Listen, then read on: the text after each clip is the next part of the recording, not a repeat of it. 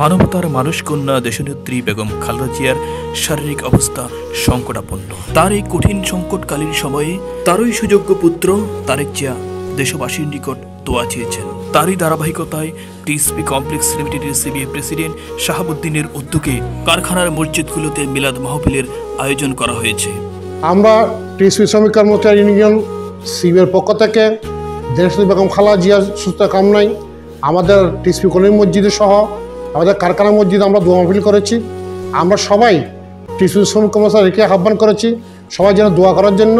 আমরা টিএসপি পরিবারের পক্ষ থেকে দেশনেত্রীর সুস্থতা কামনায় আমরা সবাই দোয়া করব সে আশা রাখি। আমরা আমাদের দায়িত্ব উদউনি আস্তাজিব লাকুম, আল্লাহর কাছে আমরা প্রার্থনা করব তিনবারের মাননীয় প্রধানমন্ত্রী বেগম খালেদা জিয়ার জন্য আল্লাহ তাআলা যাতে তাকে সুস্থতা দান করেন এবং জনগণের সামনে নির্বাচনে তিনি যাতে নির্বাচিত হয়ে জনগণের বাংলাদেশের আপামর জনসাধারণের খেদমত করতে পারেন।